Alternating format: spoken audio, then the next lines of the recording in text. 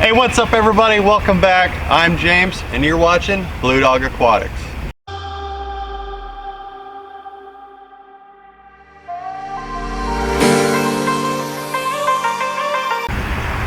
Alright, you guys all remember the captain. He is a blue bar antelope, panther chameleon. And I know his health's been kind of up and down lately. He's kind of on the up and up, but what we're doing today is we're at our veterinary clinic to do a checkup on him to make sure that he's doing well, make sure that he's progressing the way we want him to. So stay tuned for that. We're going to make sure that we get permission from the vet before we shoot video in there. But that way you guys can get an in-depth of what it's like to have an exotic veterinary at your disposal. Well, I can't even say at your disposal, but I mean at your leisure. This is why you want to have a vet that knows about exotics and knows how to treat them if they are ill. So stay tuned for that.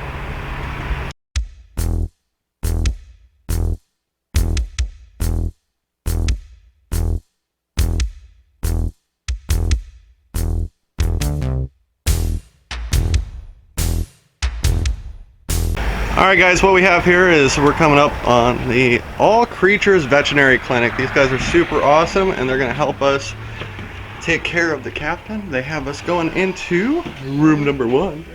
So these guys deal in exotic animals. So the vet will be in here in a second. Probably wait till okay. It's alright, I'm Dr. O'Talling. So this is the captain. Yeah. And you guys have had for a little while now, it looks like. About 6 months, what Megan wrote down here.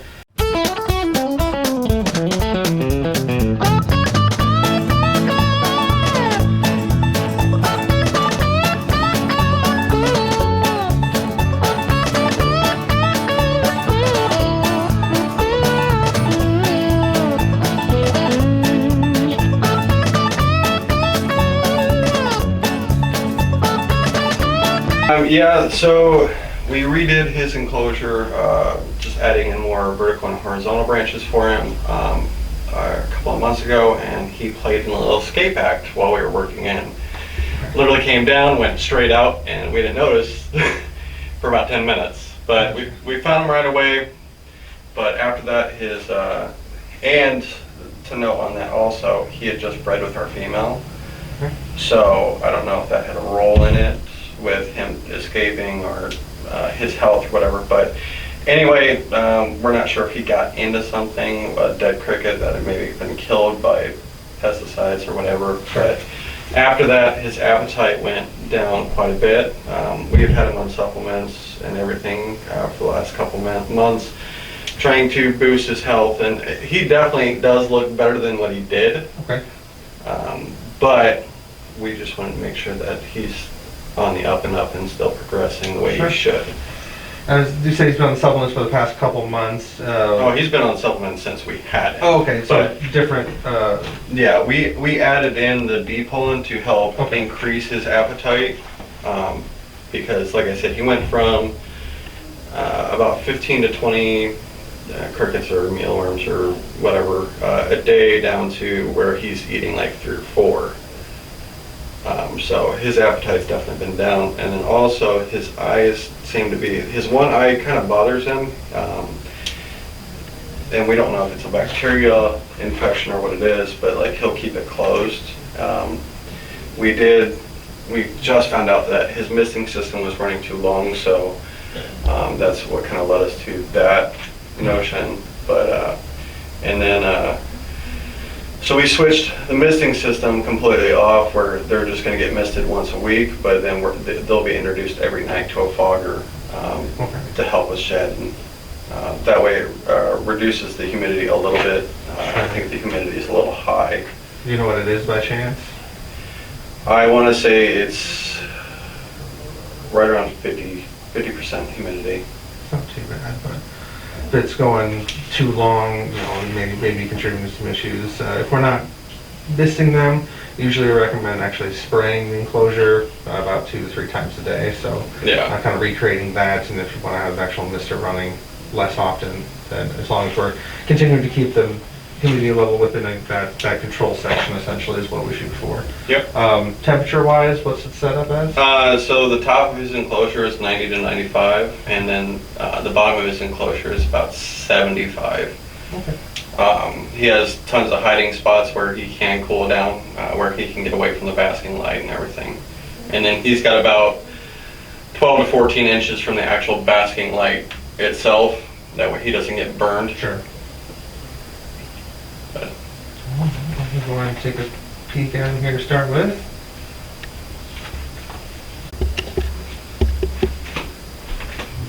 He's tracking really well. Is it the left or the right eye you keep him closed more frequently? You guys happen to know? no. That's all right. Let's see if he does it here for us. I want to say left.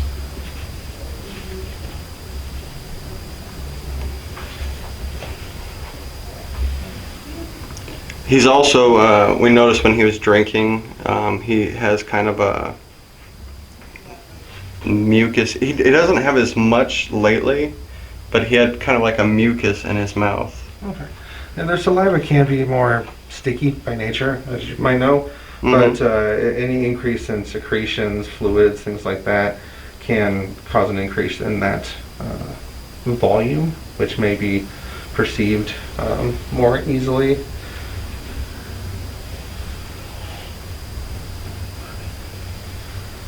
Well, he does seem to be keeping both eyes pretty open. At one point, I thought he had the left one shut, but hasn't done it yet. Well, and he's getting better too with having it open. There was a while where he had both closed quite a bit, but with the vitamins and everything that we have him on, he, like I said, he's slowly starting to bounce back. Mm-hmm. But we want to make sure that he is going in the right direction. Right now I'm just kind of gently feeling his insides, see if there's anything that stands out.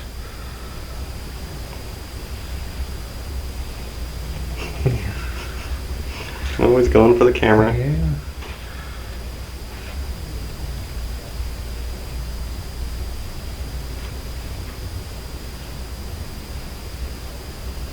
You got one nasty bite on him.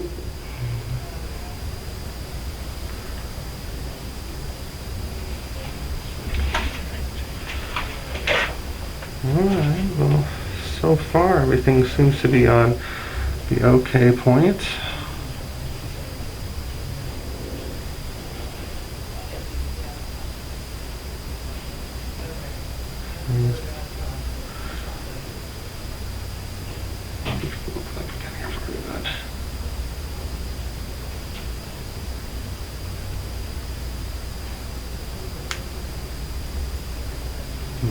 May have to grab a spatula, but Open his mouth. yeah, got an okay look, but it definitely seemed like there was a little bit more stringiness to it. Yeah, you want to keep going. There we go.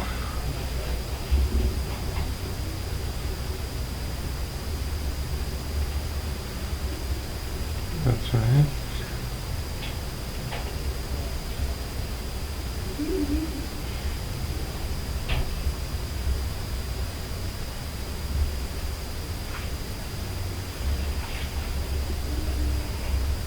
Are you listening to his lungs? I was listening just to hear him breathe. He's got a little bit of a something kind of plug in the side there, but it's flapping. Maybe a little dry skin potentially. Wanted to make sure I wasn't hearing any wheezing or any like whistling noises. I'll usually take a listen to their insides, though oftentimes it's fairly quiet, which isn't a bad thing. Don't hear it from the side either. Switching hands here.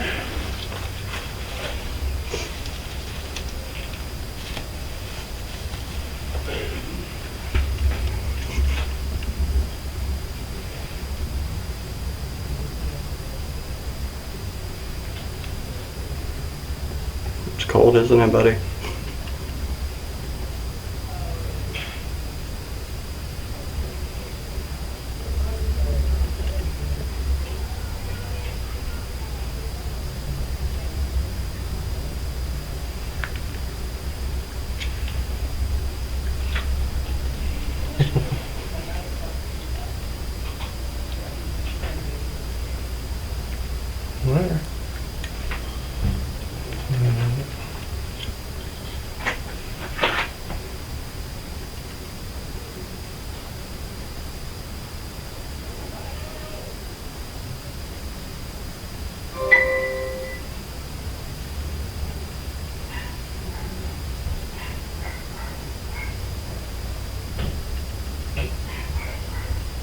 73.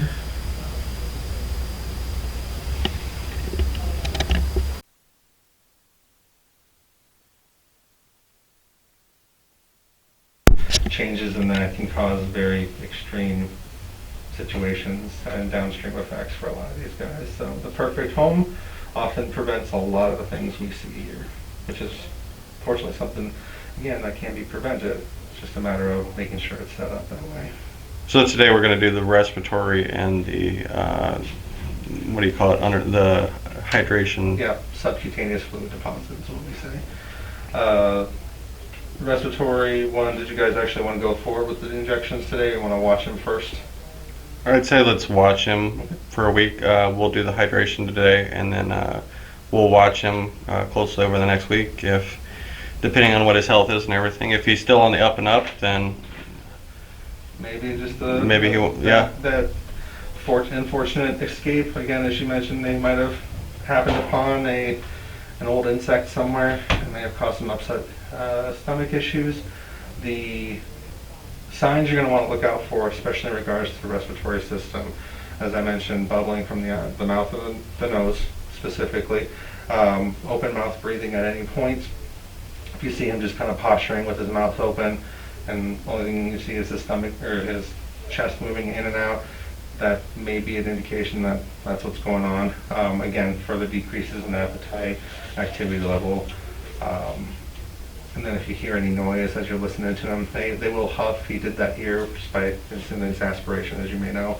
But if you listen to him and you hear just a little bit of a wheeze or kind of a hissing sound, that's often concerning too. So okay, those would be the things I'd say. If you hear or see, you may want to go ahead and come in and get the injection series started sooner.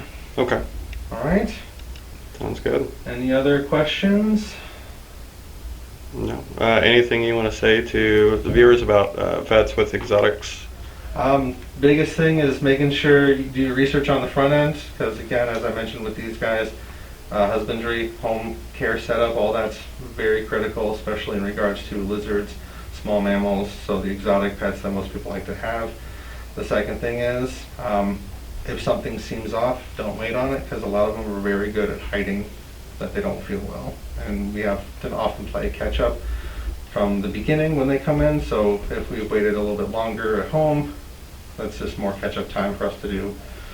Sometimes it's nothing, other times it's not, so the sooner the better, essentially. Awesome.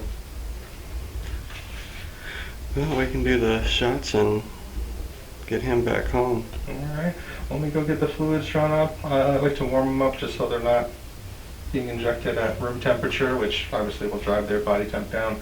And then we can kind of go from there, okay? Alright, sounds good. Alright, I'll be back in just a minute. Okay. Let me grab your back feet here, bud. Just gonna have you hold on. That one? There you go.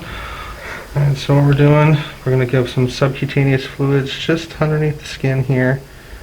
It's going to likely react a little as the needle goes in, or make a liar out of me. So you can kind of